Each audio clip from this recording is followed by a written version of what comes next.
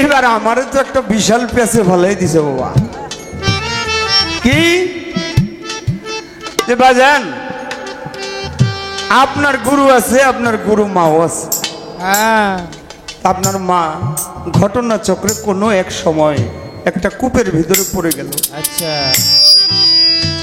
কূপের ভিতর, উপরেরটা কমানো যাবে না দাদা, উপরেরটা আরেকটু বাড়ান, নিচের গুলি দরকার পড়ে কম থাকবে, আরেকটু বাড়ান। কূপের মধ্যে পড়ে গেল। এখন আপনি গুরুমাকে উঠাবেন, উদ্ধার করবেন। গুরুমাকে যদি আপনি উদ্ধার করেন, গুরু এমন কোনো জায়গা নাই তার সহধর্মিনীর স্পর্শ করে নাই। হ্যাঁ এখন আপনি কোন জায়গায় ধইরা স্পর্শ করবেন? মা তো মাই। বাবা অনেক মূল্যবান একটি কথা বলছে, ধন্যবাদ জানিয়ে ছোট করব না। তবে ওই জায়গার ভক্ত আমাকে এখন কিন্তু শিষ্যের কাতারে রাখে নাই, আমাকে ভক্ত বানিয়ে দিচ্ছে। হ্যাঁ ভক্ত হইল তদ্রূপ। আমরা পুরুষ লোক যারা সিগারেট খাই, দেখবেন সিগারেট যখন জ্বালাই, সিগারেট পুড়ে যে খায় তাকে স্বাদ গ্রহণ করায়। ভক্ত ঠিক তদ্রূপ নিজে পুড়ে গুরুকে স্বাদ গ্রহণ করাবে, তার নামই হলো ভক্ত। ভক্তের কোনো চাওয়া পাওয়া নাই, ভক্ত শুধু গুরুকে দিয়ে যাবে। ওই রকম ভক্ত যদি হয়, গুরু তখন তাকে বলে, বাবা তুই এইবার বাড়িতে গিয়ে তোর গুরু নামে একটু সিন্নি সালাদ কর। আচ্ছা একটু তবারক কর, একটু জিকির আজকার কর, পারলে গায়ক গায়িকাদের আইনা যারা গান জানে তাদেরকে দিয়ে একটু মুর্শিদি গান গাওয়াইস, মুর্শিদের ভজন কীর্তন করিস। তখন ওই ভক্ত বাড়িতে এসে কি করে, এইরকম মেলা মিলায়। ঠিক তেমনি আমার খাজা বাবাকে ওসমান হারুনি যখন মক্কা থেকে হজ করে মদিনায় চলে গেল, মদিনায় যাওয়ার পরে এক খেজুর বাগানের ভিতরে বসলো। পরিশেষে মদিনা থেকে আমার দয়াল নবী, আমার রাসূল আল্লাহ গাইবে আওয়াজে ডাক দিয়ে বলে, হে খাদেম, মঈনুদ্দিন নামে একজন লোক আছে, তাকে বাহিরে গিয়ে ডেকে নিয়ে আসো আমার দরবারে। খাদেম সব কথা পেয়ে বাহিরে চলে গেছে। হে মঈনুদ্দিন নামে কে আছো, তাড়াতাড়ি দরবারে আসো। শত শত মঈনুদ্দিন গিয়ে হাজির হয়েছে। দয়াল নবী আবার ডাক দিয়ে বলে, হে খাদেম, এই মঈনুদ্দিন না, গিয়ে দেখো আমার রওজার পিছনে একটা খেজুর বাগান, ওই খেজুর বাগানের মধ্যে একজন মঈনুদ্দিন লেখা। মঈনুদ্দিন আছে, তার নামের আগে একটা শব্দ আছে খাজা। খাজা মঈনুদ্দিন বলে ডাকো। যখন খেজুর বাগানের ভিতরে গিয়ে খাজা মঈনুদ্দিন বলে ডাকলেন, সাথে সাথে আমার খাজা বাবা উঠে দাঁড়াইছে। ওসমান হারুনি কয়, বাবা আর দেরি করিস না, তাড়াতাড়ি রওজার ভিতরে যা। আমার খাজা বাবা রওজার ভিতরে গেছে। আমার দয়াল নবীজি বললেন, হে মঈনুদ্দিন, ভারতবর্ষে এখনো ইসলাম প্রচার হয় নাই, কলেমার দাওয়াত আলো পৌঁছায় নাই, তুমি তাড়াতাড়ি চলে যাও, তাড়াতাড়ি চলে যাও। কথা শুনে আমার খাজা বাবা ধ্যান মগ্ন হলেন। আরেকটি জীবনীতে বলে, তার ডান হাতের বৃদ্ধাঙ্গুলির নখের ভিতরে তাকায়া দেখলেন মানচিত্রের মতো ভেসে উঠছে ভারতবর্ষে বর্তমান যে রাজস্থান, সেই রাজস্থানে আজমির পর্যন্ত একটা রাস্তা দেখা যায়। আমার খাজা বাবা যাবে, আর এমন সময় ওসমান হারুনি টান দিয়ে বুকের মধ্যে নিয়ে ছাড়ে না। খাজা বাবা কই, বাবা ছাড়েন না কেন? কয়, তোরে তার ছাড়তে ভালো লাগে না? খাজা বাবা কয়, ছাড়েন।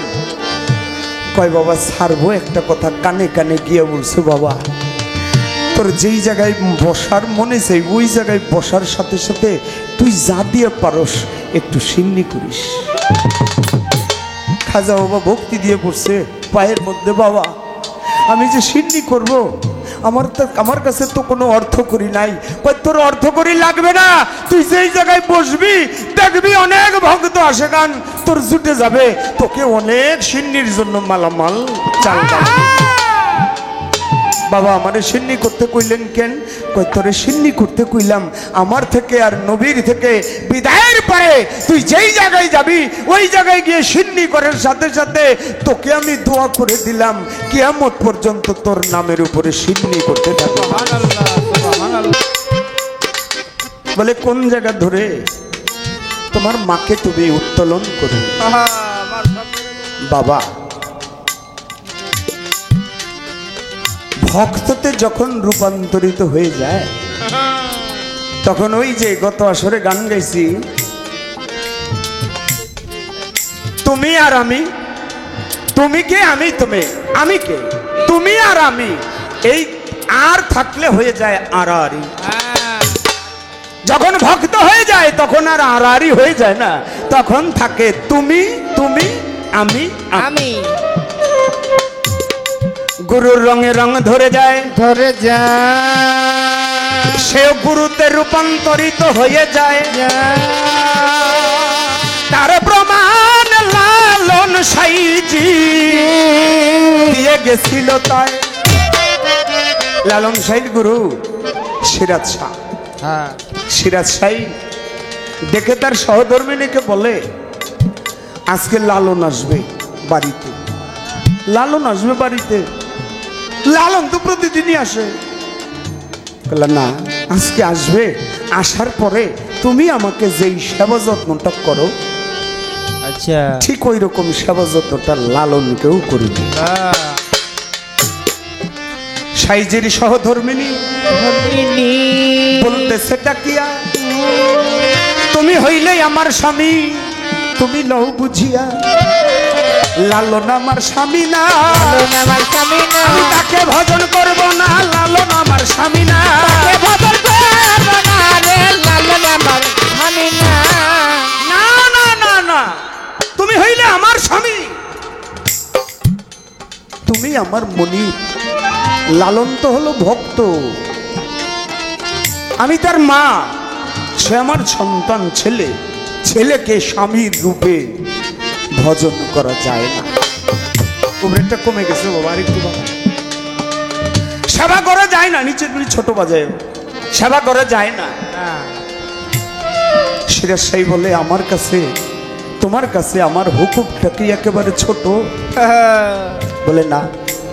বলে আমাকে কতটুকু ভালোবাসো? বলে জীবনের চাইতে ভালোবাসি। বলে জীবনের চাইতে ভালোবাসলে আমার হুকুমটাও তোমার অমনি ভাবে ভালোবাসি।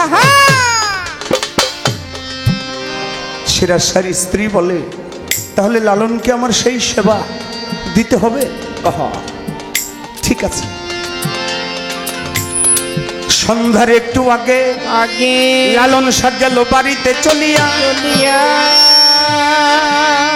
উঠানে বসাইয়া তারে একটা জল চকি দিল বিছাইয়া, একটা জল চকি দিয়া লালন শাহকে বসাইছে। লালন চোখ বন্ধ করে বসে আছে। সিরাজ শাহের সহধর্মিনী লালন শাহের গুরুমা একটা ঘটির মধ্যে পানি নিছে আর একটা বল নিছে, গাবলা। বলটা নিয়ে লালন শাহের চরণের নিচে রেখে, চরণ দুইটা গাবলার ভিতরে রেখে ওই ঘটি দিয়ে চরণ দুইটা ধৌত করতেছে। চরণ ধোয়ায় যখন, তখন কিন্তু আর চেহারার দিকে তাকানো যায় না, তখন চরণের দিকেই তাকাইতে হয়। চরণের দিকে যখন ধৌত করায়, ধৌত করানো শেষ, সিরাজ শাহ ডাক দিয়া বলে এবার কিভাবে পাও মুছবা? আমাকে যেইভাবে মুছাও ওইভাবেই কর। মাথার কাপড় সরাইয়া সহধর্মিনীর কেশ চুল বাহির করিল, করিল মাথার চুল বাহির করে সিরাজ শাহের সহধর্মিনী চোখ বন্ধ করে লালন শাহের চরণটা মুছাইয়া দিতেছে। মুছাইয়া মুছাইয়া অনেক পরে সিরাজ শাহ পিছন থেকে ডাক দিয়ে কয়, কই গো তুমি শুধু মুছাই ভাই, লালন রে দেখবা না? তোমার কি লালনকে দেখতে মন চায়? তুমি চোখ খুলে একটু দেখো, যারে তুমি এত সেবা যত্ন করলা ওই ভক্ত ছেলেকে একটু দেখো। সিরাজ সাইয়ের স্ত্রী কনকামা করিল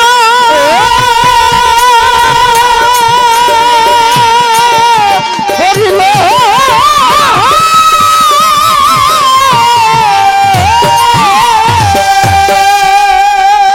চক্ষুলাই উপরের দিকে যখন তাকাইল আরে তাকায় দেখে হায় হায় রে লালন রে বসাইয়া পাও ধৌত করাইয়া মাথার চুল দিয়ে পাও মোছাইলো যারে দেখে লালন বসানো স্বয়ং সিরাজ সাহিব আল্লাহ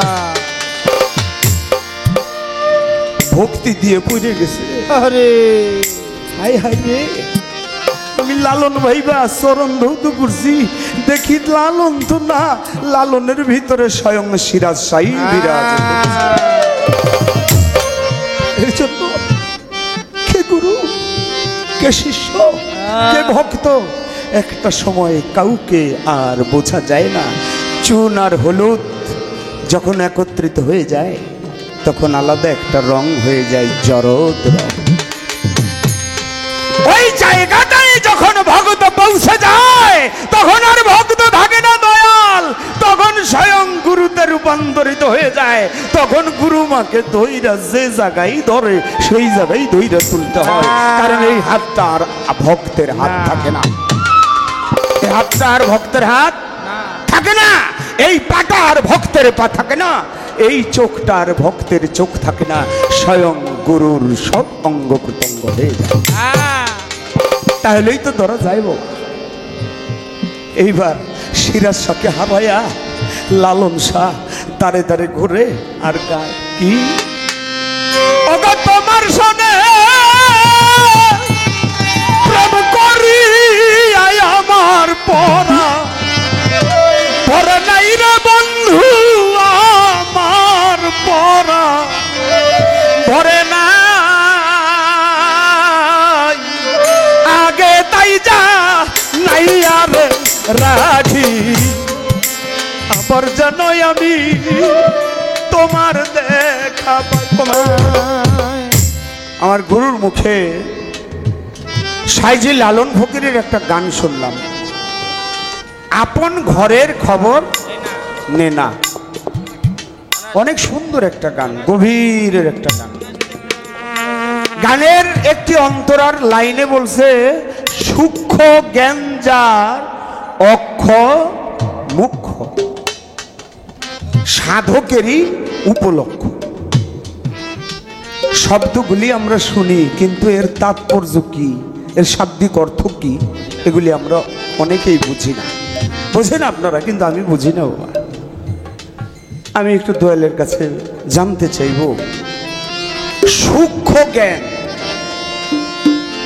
প্রেম হইল 5 প্রকার সখ্য সূক্ষ্ম কোনো প্রেম নাই সখ্য শান্ত দাস্য বাৎসল্য মধু এই নম্বর কিন্তু এখানে সাইজি লালন বলছে সূক্ষ্ম জ্ঞান এখানে সখ্য জ্ঞান না সূক্ষ্ম জ্ঞান যার অক্ষ মুখ্য আমি একটু জানতে চাই দয়াল এই সূক্ষ্ম জ্ঞান অক্ষ মুখ্য এইটার শাব্দিক অর্থ কি এর করণ কারণ কি আমি এই জন্যই প্রথম আসরে বলছি এমন কোনো কথা এমন কোনো প্রশ্ন আমার ভিতর থেকে যেন না উদয় হয় যেন গুরু বিভ্রান্তিতে পড়ে এবং তরিকত জগৎটা ডুবে যায় আমাদের অভ্যাসটা উদ্দেশ্যটা থাকবে হলো এই তরিকতের জগৎটাকে আমরা উত্থাপন করব এই পর্যন্ত কথা রাখি আবার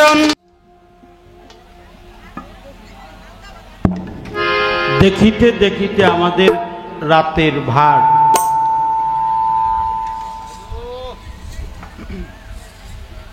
গভীরে পরিণত হয়ে গেছে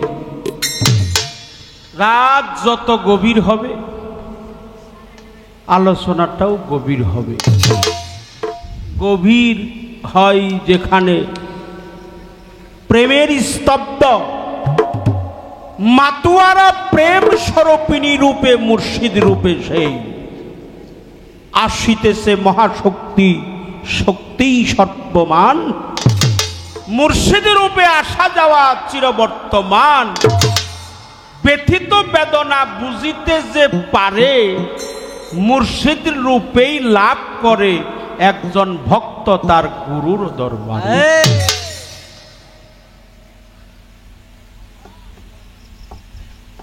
মাওলানা জালালউদ্দিন রুমি বলেছে, তুমি তোমার মুর্শিদের দরবারে যখন যাবে, বাহ্যিক জগতের শিক্ষা পরিত্যাগ করে তারপরে যাবে। কারণ গুরুর দরবারে কখনো বাহ্যিক জগতের লেখাপড়া দিয়ে কাজ হয় না। সেখানে হয় কি, তাসওয়াবের বাণী, তসরিফ কিংবা তাসওয়াব কিংবা তালিম, আত্মদর্শন, মানবিক বিদ্যা, যেটার একমাত্র কাণ্ডারি হলো দয়াময় মুর্শিদ কেবলা। সেই মুর্শিদ যখন আপনাকে সেই প্রেম সাগরে নিয়ে যাবে, অনেকেই মুরিদ হইছেন, আমিও হইছি, বাবা অপরাধ ক্ষমা করে দিবেন, ক্ষমা চাই, আমি মহাপাপী অপরাধী। আমি মনে মনে বলি আমি গুরুকে ধরছি, এটা আমার কথা না।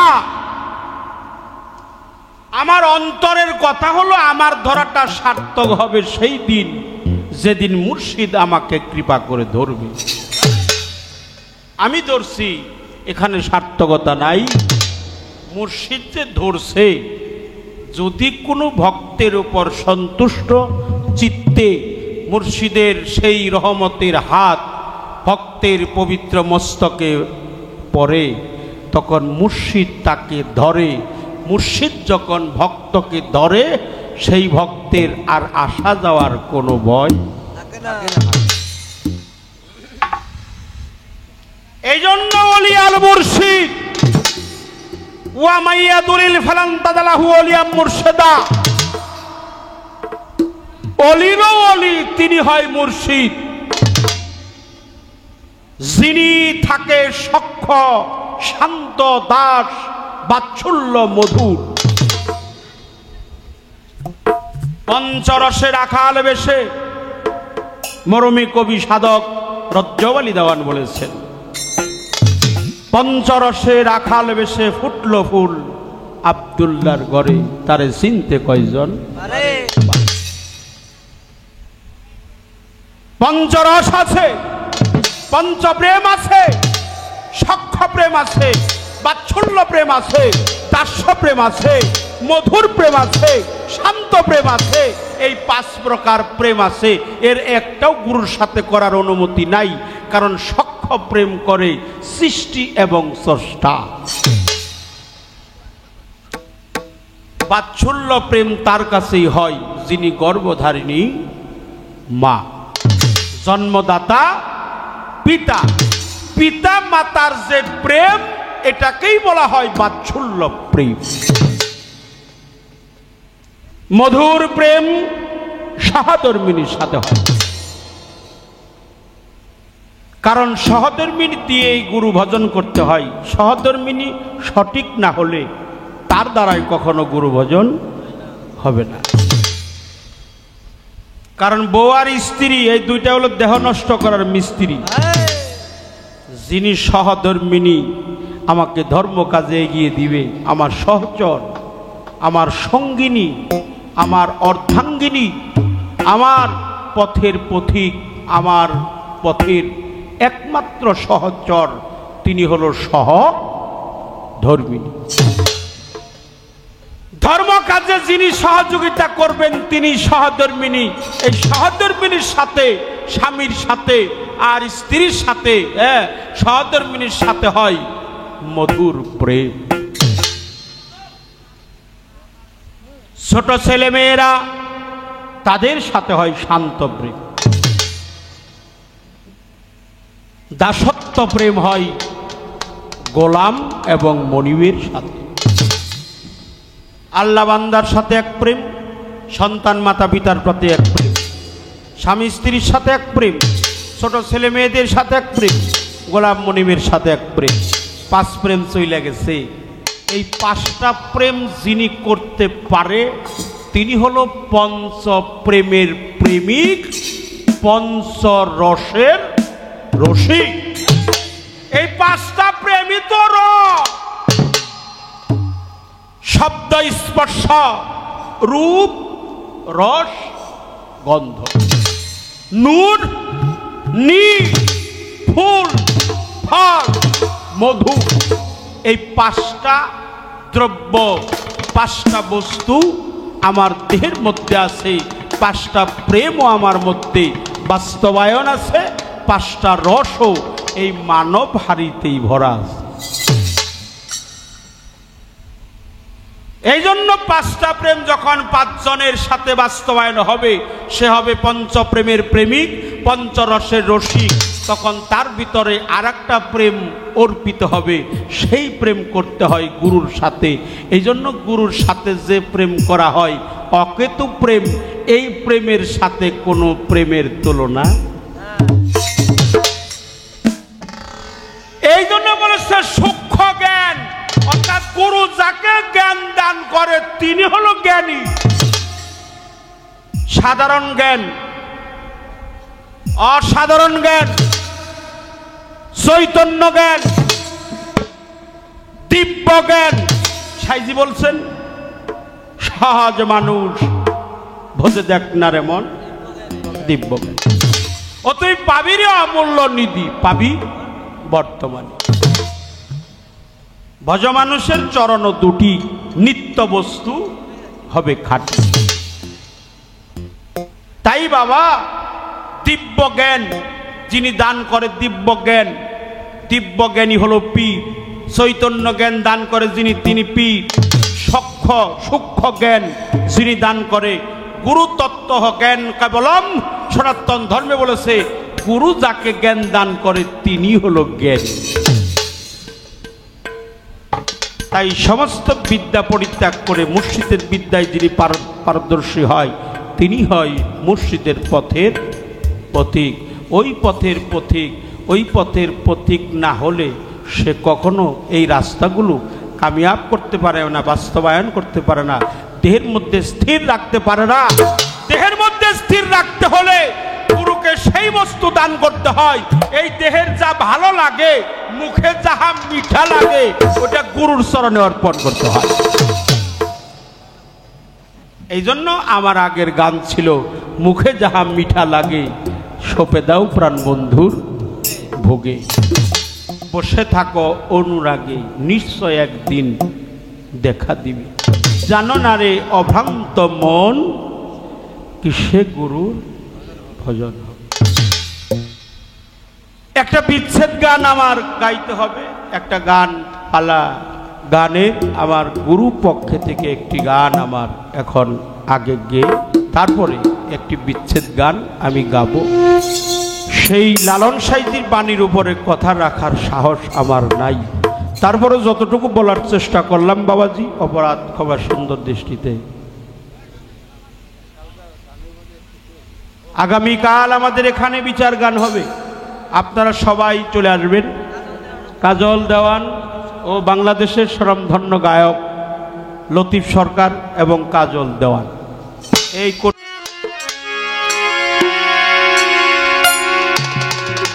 তার পাবে বড়াই অঙ্গ, আগে করগা সাধুর সঙ্গ, ভিতর বাহির আগে কর পরিষ্কার। ভালো ভালো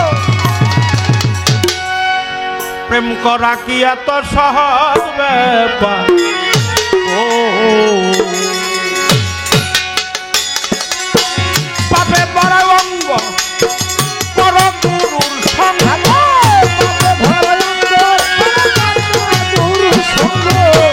পাবে বড়াই অঙ্গ, তাই তো পর গুরুর সঙ্গ, ভিতর বাহির আগে কর পরিষ্কার।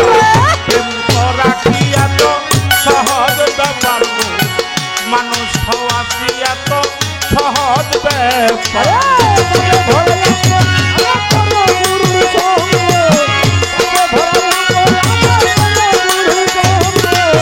ভিতর বাহির আগে কর পরিষ্কার।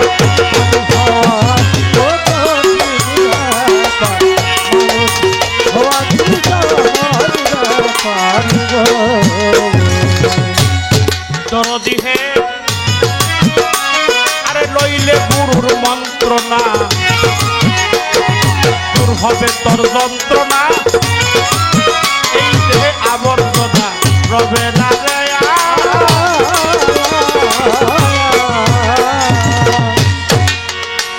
আরে লইলে গুরুর মন্ত্রণা দূর হবে তোর যন্ত্রণা এই দেহে আবর্জনা রবে না রে এবার কনকে কিনুক ছিটাইয়া মুড়ে লই পুরাইয়া কিনুকে কনক ছিটাইয়া মুড়ে লই পুরাইয়া কি সুন্দর করিয়া দেখো বানাই হলো মানুষ হওয়া মানুষ হওয়া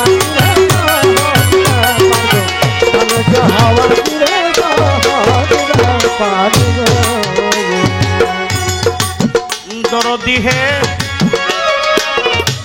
আরে দুগ্ধে মাখন থাকে কেউ না তা দেখে মন্থনের ফাঁকে ফাঁকে সে ওঠে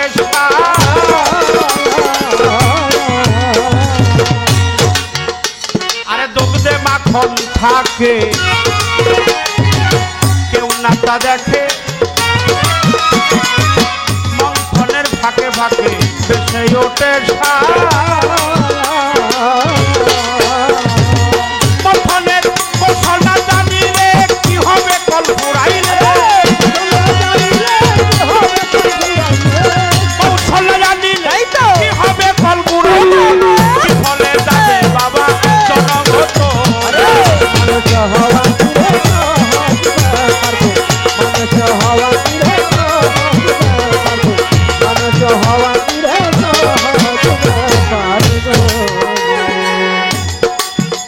দরদি হে আর ষট চক্র পঞ্চবান সতে এটেবান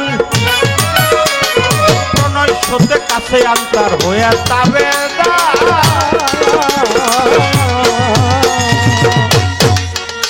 আর ষট চক্র পঞ্চবান জ্ঞান সতে এটেবান প্রণয় সতে কাছে আন্তার হয়ে যাবে মায়ানো তিল জলে দুটিও কৌশলে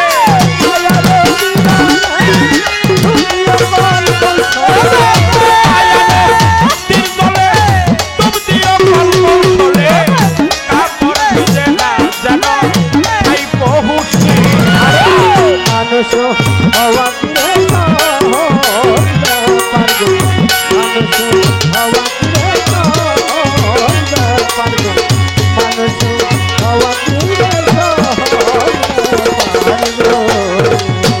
পাগল মন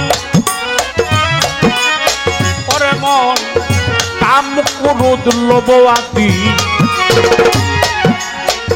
হিংসা নিন্দা বা ইত্যাদি এইসব ছাড়তে পারো যদি ভক্তরে আমার মানুষ কাম ক্রোধ লোভ আদি হিংসা নিন্দা বা ইত্যাদি এইসব ছাড়তে পারো যদি ভক্তরে আরে বাবা তিলহীন তিলে কই থাকিতে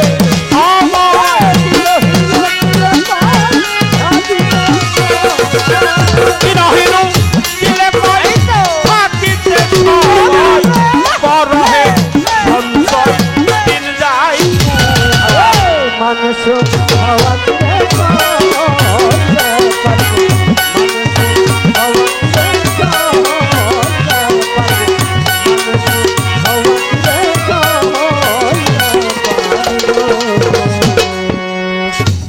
আমাদের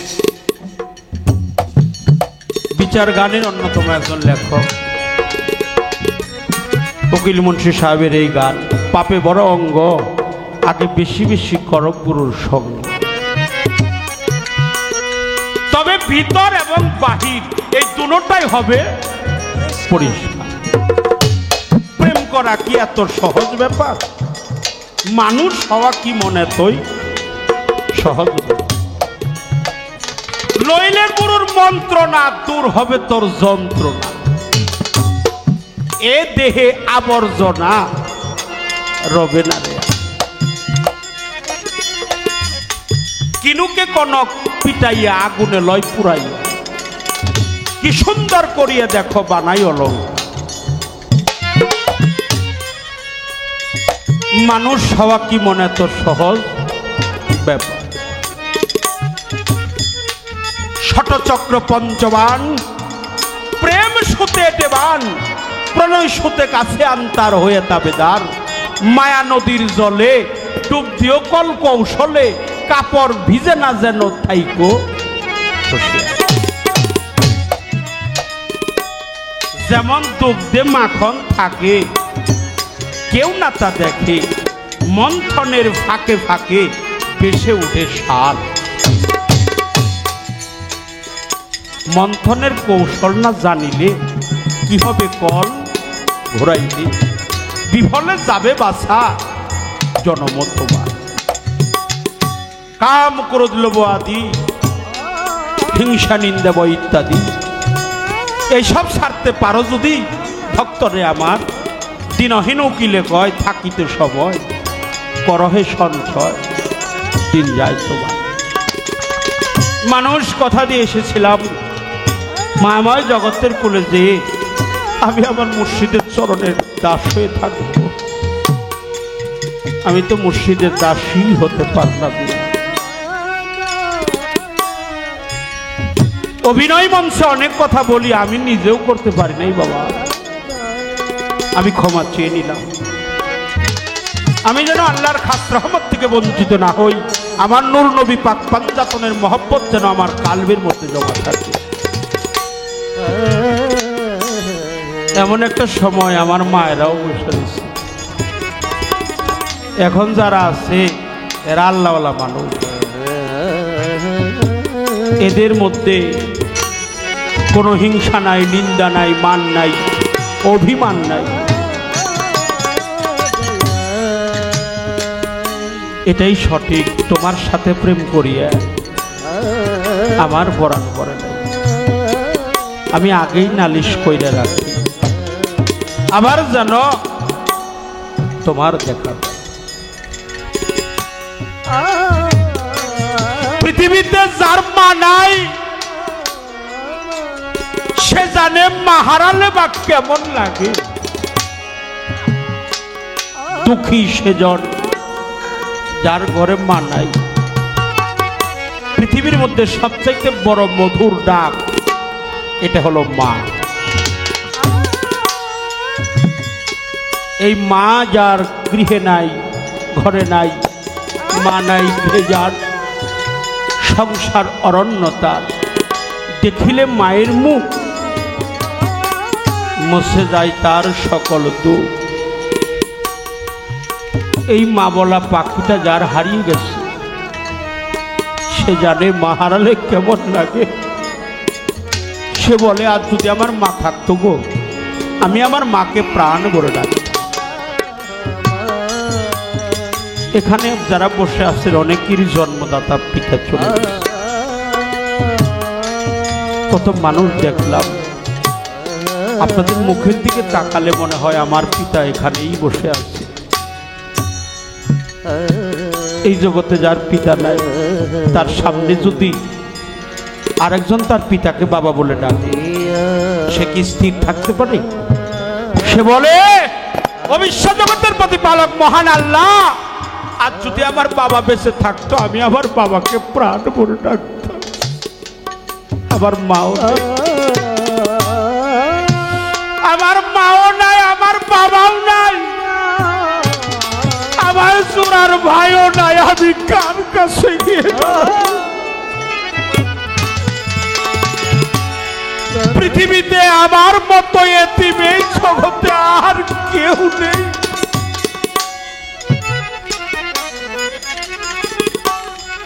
যারা মাকে হারিয়েছেন বাবাকে হারিয়েছেন চোরার ভাইকে হারিয়েছেন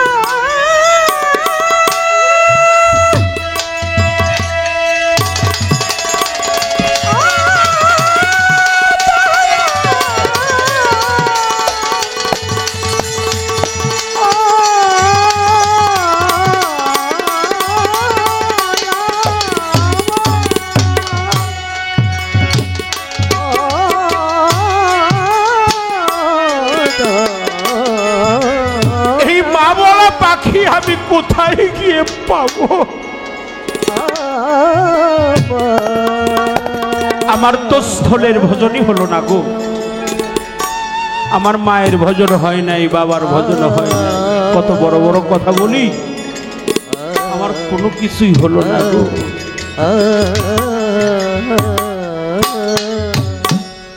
তাই আমি কোথায় যাই তারে পাবো? আমি কোথায় যে আমার মাকে পাবো, আমার বাবাকে পাবো? যারা মাকে হারিয়েছে, যারা বাবাকে হারিয়েছে, তাই আমার মন থেকে ওরে আমি কার কাছে যা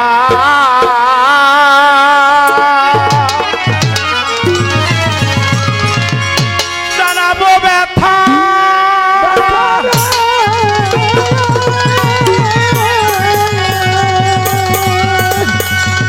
ওরে মনে মানুষ কোথায় পাবো, পুরা মনের ব্যথা, ও ও ব্যথা কারুর কাছে এ জানাবো, মন পুরানো ব্যথায় আমার বাবা হারা ব্যথা, ওরে আমি কার কাছে এ জানাবো, কার কাছে গো মনের ব্যথা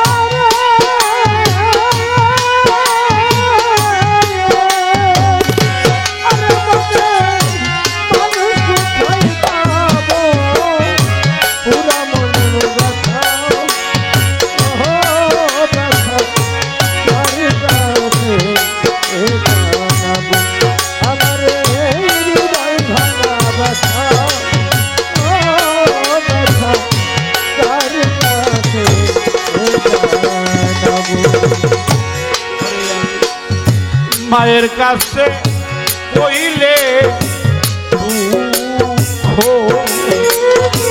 আমার মায়ের কলেজা ফাইটা রে, আমার মায়ের কাছে কইলে দুঃখ, আমার মায়ের কলেজা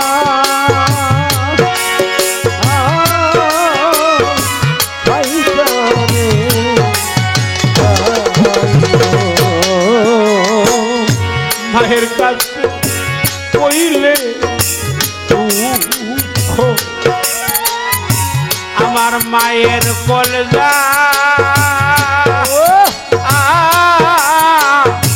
খাইটা রে, বাজানে রে কইলে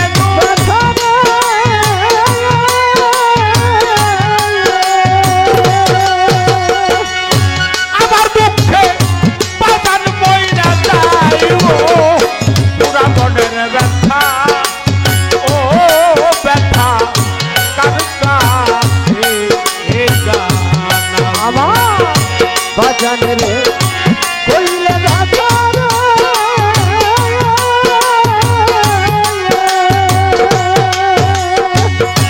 আমার বাধাই বাজান বইরা যাইব, পুরা মনের ব্যথা, ও ব্যথা কার কাছে জানাবো, আমার এই পুরা মনের ব্যথা, ও ব্যথা কার কাছে জানাবো। নদীর কাছে কইলে দুঃখ, ওরে নদীর জল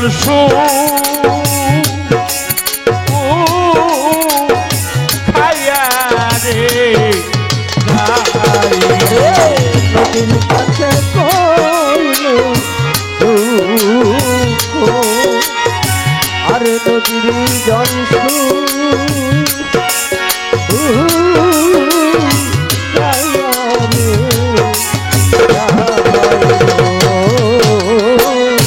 নদীর কাছে কইলে দুঃখ, ওরে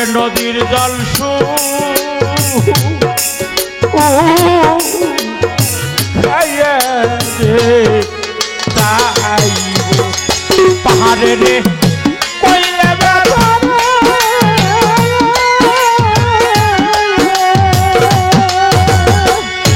আমার দুঃখে পাহাড় বাইরা যাইব রাবণের ব্যথা ও ব্যথা কার কাছে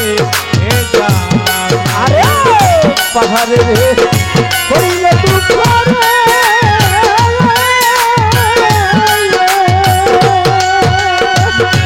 আমার দুঃখে পাহাড় ভাঙা যাইব পুরা বন্ধু ব্যথা ও ব্যথা কার কাছে জানাবো আমার এই হৃদয় ভাঙা ব্যথা ও ব্যথা কার কাছে জানাবো আমি কার কাছে মনের ব্যথা রে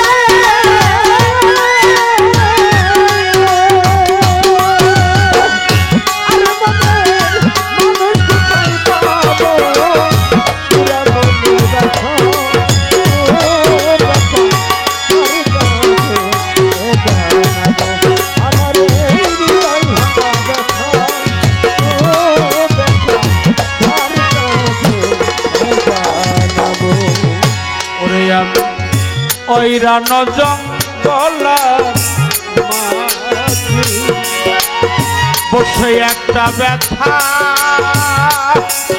আর মালা রে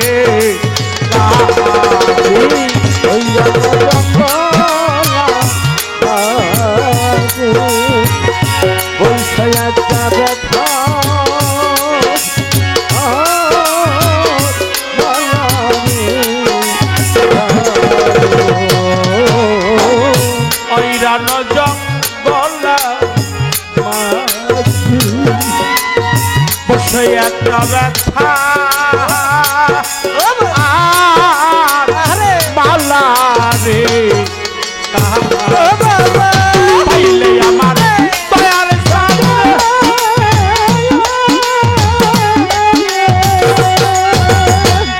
ব্যথার মালা তার গলায় পরাবো রাবণের ব্যথা ও ব্যথা কার কাছে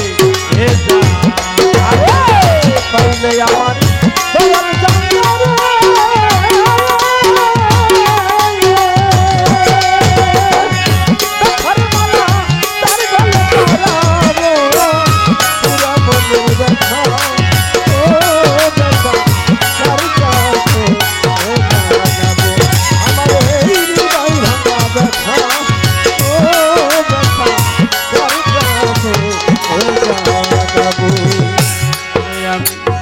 কইব না কইব না ব্যথা, আমার ব্যথা সামা আর দিয়া রে আমি কইব না কইব না ব্যথা, আমার ব্যথা সামা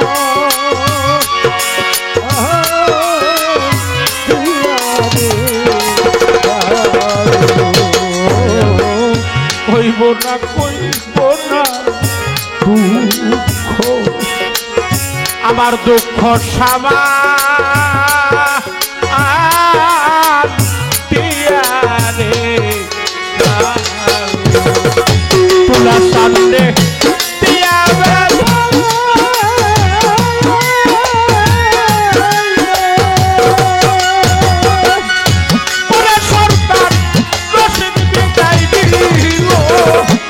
রাবণের ব্যথা ও ব্যথা কার কাছে যাবো তোরা